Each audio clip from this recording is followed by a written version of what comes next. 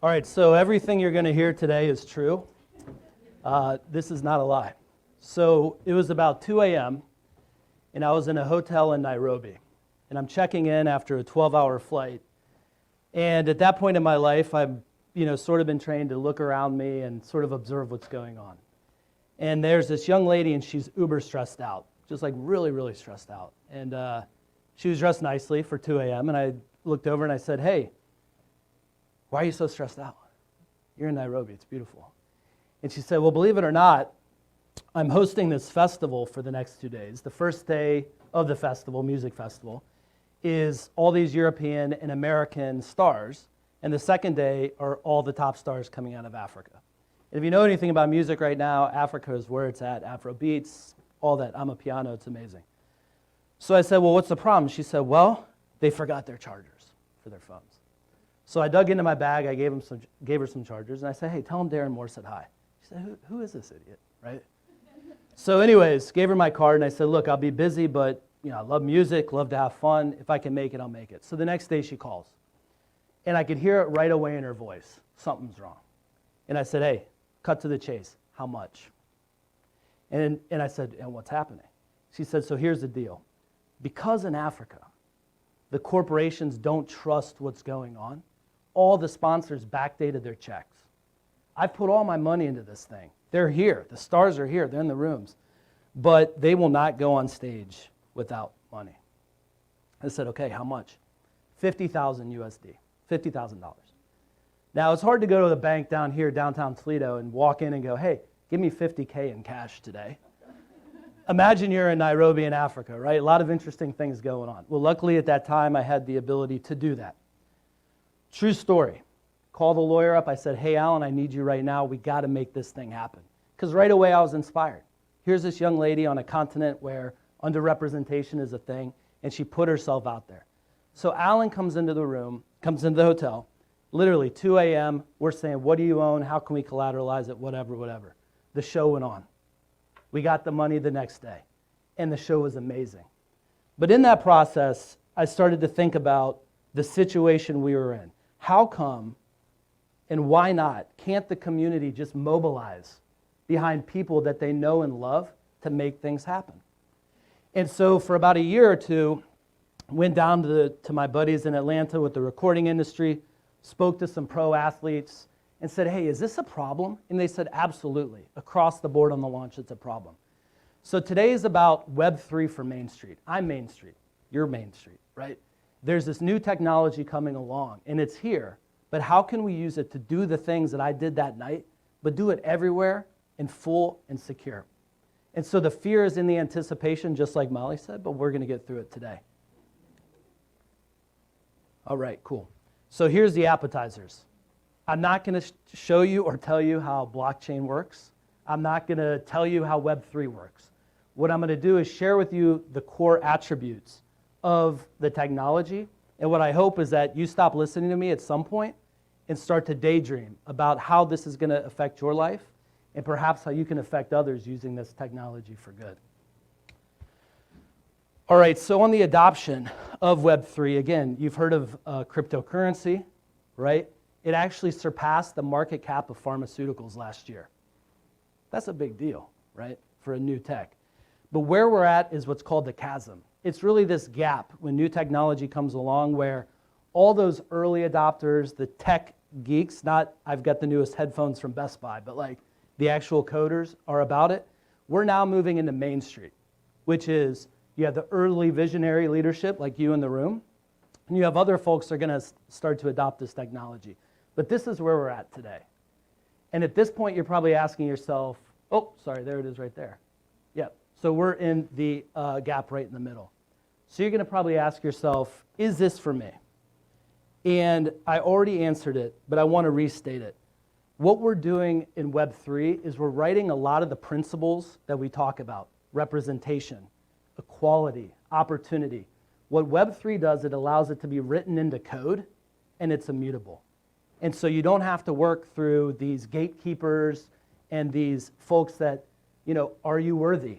Are you part of this team? X, Y, Z. You don't have to do that anymore. So I say it's for you and it's for us today. And you're going to say, Darren, Web3, tell me where we were. All right, so a lot of beautiful young people in the front. Some of us remember Web1, you probably don't. That was AOL. That was simply logging on to a website, consuming information. It was really a one-way street. And it was decentralized, right? You had these corporations that were throwing things at you. Netscape, none of y'all remember that probably. But Web1 was also the introduction of email, right? So think of that one-way flow of information. Web2, young folks are into it now. That's like TikTok, first happened with MySpace. The major takeaway there is it became more centralized with the big tech companies, but you were able to write. You were able to create content yourself, and so those users weren't just consuming in a one-way street, it was a two-way street. Web3, it's decentralized again, but it's very user-centric, okay? And we're going to get into those pillars that define it as such. Little preview for the future. Web4 is going to be about mobile. So no matter where you're at in the world, you're in the room in Toll House, you're somewhere else, you have everything you have like you have in front of your desktop. And then Web5, which is coming down the line for all you innovators out here, is going to integrate your emotion as a human being and how we interact with the web. Little preview there. All right, so this is the meat. This is where you're going to learn the 5 pillars of Web3. So the first is identity. In Web3, you own your identity. Today, you really don't. So as an example, let's just pretend, there's all of a sudden there's a Darren. Oh man, I'm moving forward. All right, I'm going to do it this way. All right, all of a sudden, we're in the middle identity. There's a Darren sitting right... One back, please, if you don't mind. So all of a sudden, there's a Darren sitting right there. All of you would be able to go, wait a second. No, Darren was actually just on the stage. That's not Darren. This is Darren. In fact, how do you even know that I'm Darren? Right? In Web 2, all these things happen all the time. You don't own your identity. Somebody else does. I'm not going to name names because this is being recorded, but we all know who owns your identity. In the company that we started, ACE, and I told you a little bit how we got there starting in that night in Nairobi, we validate identities. When you buy a digital asset that's attached to a creator on our platform, you know that we know that that's the creator. You know that when you're on our platform, you own your identity. In fact, you own your reputation. And this is across Web3. All of it is controlled by you. It's not controlled by an intermediary. It's not controlled by somebody who maybe manages or holds your money. It's not controlled necessarily by the state. It's by you. So a foundational pillar to Web3 is ownership of identity. And let me throw one more thing out. It can be anonymous. So you can participate in communities doing great things in the web. People don't even have to know who you are. And so you can control that. All right. The second is governance. Now, governance today is defined by the organizations of which we exist. Will said, no photographs out there. He's governing me. I don't like that. I'm joking, Will. But in Web3, you set your own governance rules. It's not set for you, right? So when you're making decisions, when you're part of Web3, and I'll say the number one reference point is decentralized autonomous organizations. What that says is the organization operates autonomous to any other influencer around it. It's your organization. So within that, you can deliberate amongst yourselves. You can permission and assign voting rights depending on people's qualifications within that organization. It's not defined by someone up there. It's defined by you. And so that's important because when you make those decisions, when you vote, it's about what the participants want, not the central organization that's governing the situation. So that's a second pillar, governance. The third is building. I'm not talking about building buildings. I'm talking about building new projects, building new things in the web. Today in Web 2, there are some technologies out there that will allow like you and I to coordinate. Maybe we can work on the same document at the same time. But when it comes to actually building new products, new software, new innovation, it's very one back and forth, back and forth. Web3 allows you to collaborate. And you can collaborate from folks from around the world, anywhere. Because remember, it's decentralized. And so it allows you to build together on this network. And let me just mention one thing. Let me bring it back. Molly mentioned it, the blockchain. What is blockchain? Blockchain is an immutable ledger, meaning no matter where you're at, no matter what time in history, it's been ledgered that a certain action has been taken. and no one person, no one entity owns that ledger. So when we talk about building things, it's written that it's being built. We know who contributed, and we can compensate and include them as they should be. All right, the fourth pillar, which I think resonates with a lot of people today, is ownership. Ownership. Now, you may think you own the things that exist on the web today, but you really don't. Let me use another metaphor, right? So I'm holding my pen. If somebody comes up and takes my pen, all of you can go, wait a second, that was Darren's pen. We just saw that being taken, right? Or I can say, would you like to buy my pen? And you can see in open daylight that there has been a transaction and everything is fair. In Web 2, that doesn't happen all the time, right? Things get stolen. We talked about identities. Things cannot be sold, right, in Web 2. But today, the most familiar thing to this point would be the NFTs, right? So non-fungible tokens. What does that mean? It means they can't be exchanged for one another. A big one is in the art world.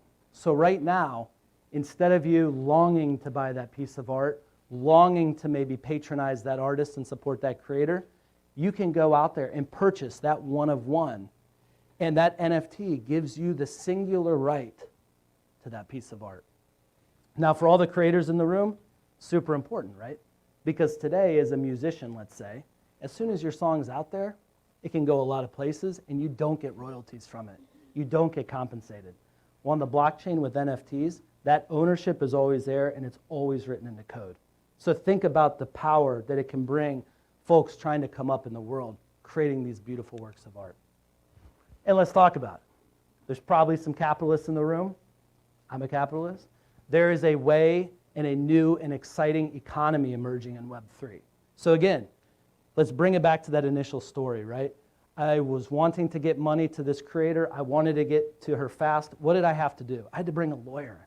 I had to collateralize assets. I had to have 3 or 4 people say, she needs to pay you back. If she doesn't pay you back, you take her cars, right?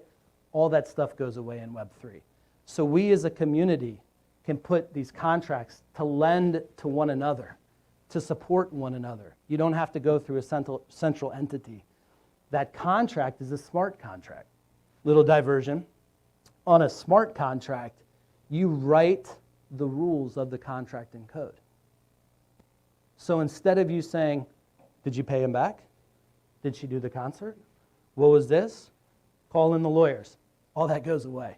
We literally can transact and conduct ourselves fully written into code. There's no requirement to enforce it. It's already enforced. All right. Now, you can invest. This is cryptocurrency, right? This is the aspect of Web 3 where it's all about money. I mentioned at the beginning, crypto on a market cap surpassed pharmaceuticals. There is a desire in the human race to put our money into these things.